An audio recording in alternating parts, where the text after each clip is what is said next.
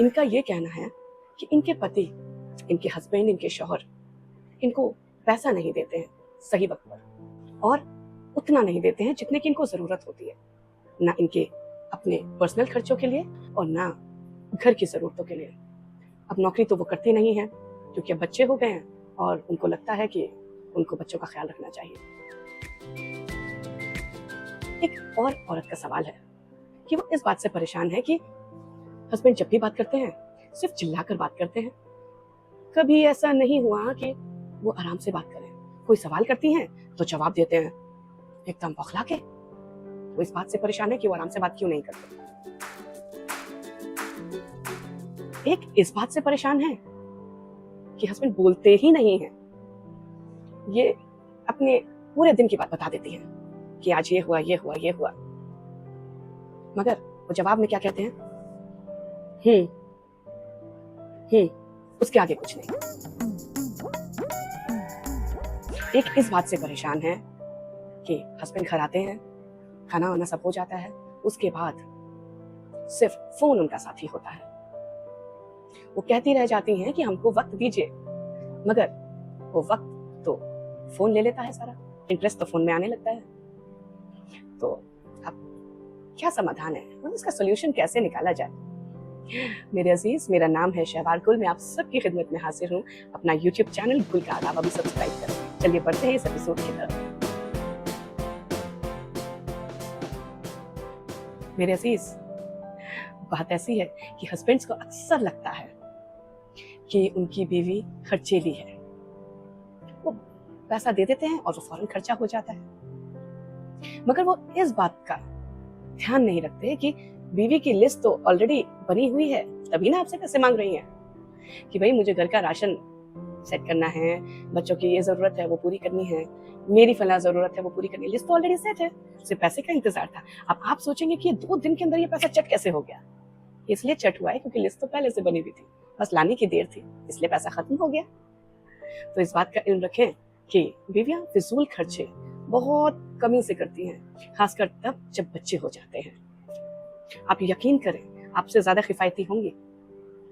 आप उतनी बार्गेनिंग नहीं करेंगे जितनी कि आपकी वाइफ बार्गेन करेगी। और ये वाइफ के लिए मैसेज है कि आप हस्बैंड को खर्चे सिर्फ बताएं नहीं, खर्चा करके आप दिखाएं कि आपने खर्च कहाँ किया है।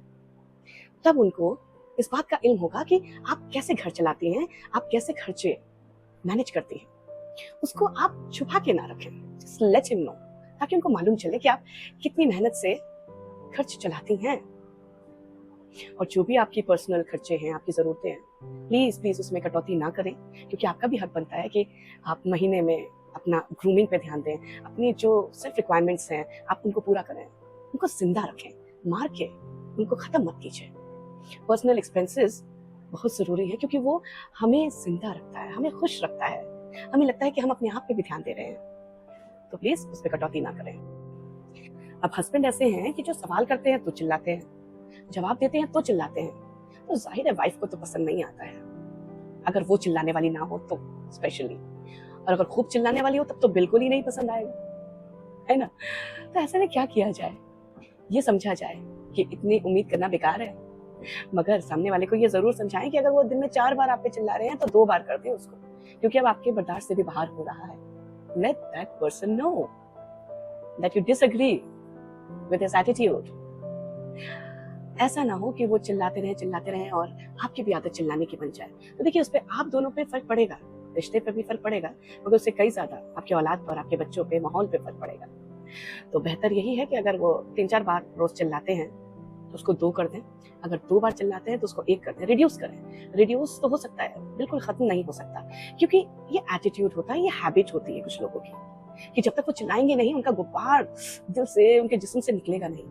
थोड़ा सा आप भी बर्दाश्त करें और थोड़ा उनको समझाएं, अपनी उम्मीदों को थोड़ा सा कम करें और उनमें सुधार लेकर आए। उन हस्बैंड्स का क्या किया जाए जो कि जवाब में से करते हैं।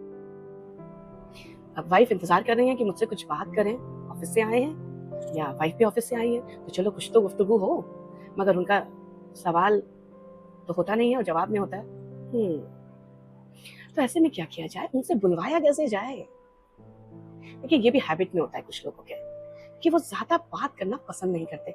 ऐसा नहीं है कि आपसे बात करना पसंद नहीं करते, आपका ये जानना जरूरी है कि क्या वो औरों के साथ भी ऐसे हैं। अगर वो औरों के साथ भी ऐसे ही हैं तो इसका मतलब उनका नेचर वैसा है कि वो कम बात करना पसंद करते हैं। मगर अगर वो सिर्फ आपके साथ कम बात करते हैं और औरों के साथ खूब बातें करते हैं, चाहे अपना एंजॉय कर रहे हैं, खेल खिला रहे हैं, खूब बातें चल रही, तो इट्स टाइम कि आप उनको इस बात का एहसास दिलाएं कि आपको वक्त नहीं मिल रहा है, और वो क्यों नहीं दे रहे हैं इस बात का पता लगाएं। क्या उनके जहन में ऐसी बात है, क्या वो आपसे डरते हैं, या फिर क्या वजह से वो आपसे बात नहीं करना चाहते, कुछ चंद बातों का या कुछ तंज का या आपके मुंह से कुछ ऐसी बातों का वो सामना नहीं करना चाहते, इसकी वजह से वो आपसे दूरी पैदा कर रहे हैं। अगर उनके नेचर में है खूब बातें करना और तब वो आपसे बात नहीं कर रहे हैं, तो it's an awakening call for you.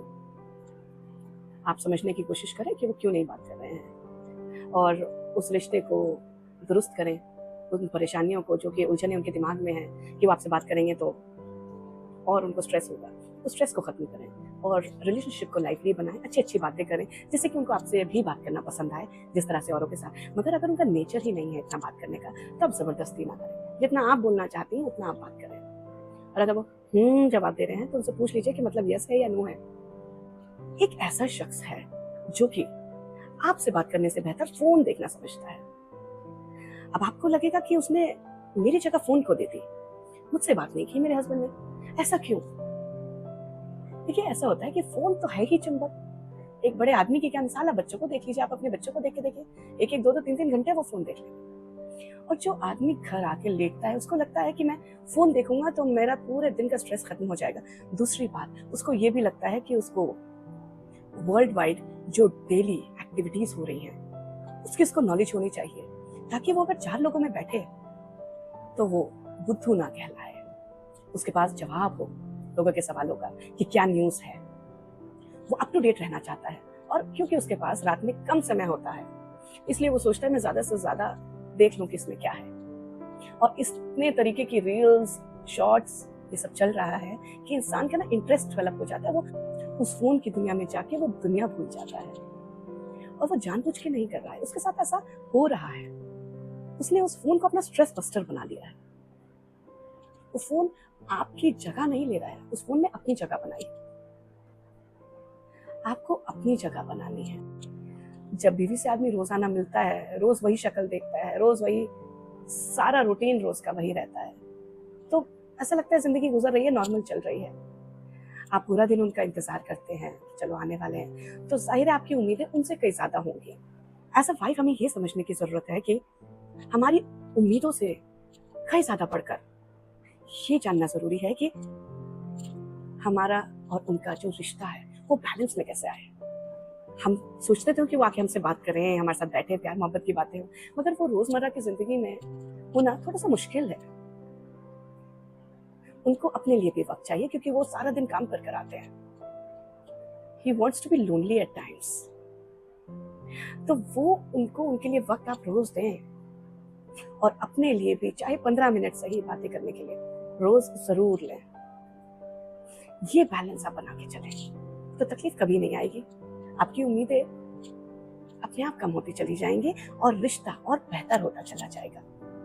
रोज मिल रहे हैं, रोज जुल रहे हैं, रोज बातें हो रही हैं, रोज खाना खा रहे हैं, तो इसलिए आदमी का दिल भरा हुआ है आपसे। As a wife, as a husband, उनका दिल भरा हुआ है कि हाँ मैं देख रहा हूँ। वो आपको देखते हैं तो उनका दिल भर जाता है। जिस दिन आप उस घर में नहीं होंगी ना, आप देखिएगा वो आपको फोन करेंगे, आपसे बातें करेंगे, क्योंकि आप उनकी आंखों के सामने नहीं है। मगर जब वो आपको अपनी आंखों के सामने देख लेते हैं, उनकी सारी स्टोरी वही कंप्लीट हो जाती है। ये सेटिस्फाइड। तो ये बैलेंस बना के चलें अपने रिश्ते में। ये समझिए कि उनकी क्या जरूरत है, समझिए आपकी क्या जरूरत है, उसको एक लेवल पे लेके आए जिससे कि रिश्ता बेहतर हो, ना कि गैप बढ़े। मेरा नाम है शहवार गुल, मैं आप सबकी खिदमत में हाजिर हूँ। मेरे अजीज, अपना YouTube चैनल गुल का आदाब अभी सब्सक्राइब करें, और ये एपिसोड आपको पसंद आए तो लाइक और शेयर कीजिएगा। देखिए मैं इंतजार कर रही हूँ आपके कमेंट्स का कि आपके इन 4 सिचुएशंस पे क्या राय है, मुझे जरूर कमेंट बॉक्स में बताइएगा। मैं बेसब्री से इंतजार कर रही हूँ, और आप इंतजार कीजिए अब अगले एपिसोड का, जो कि बेहद इंटरेस्टिंग होने वाला है। तब तक आदाब, अर्ज है।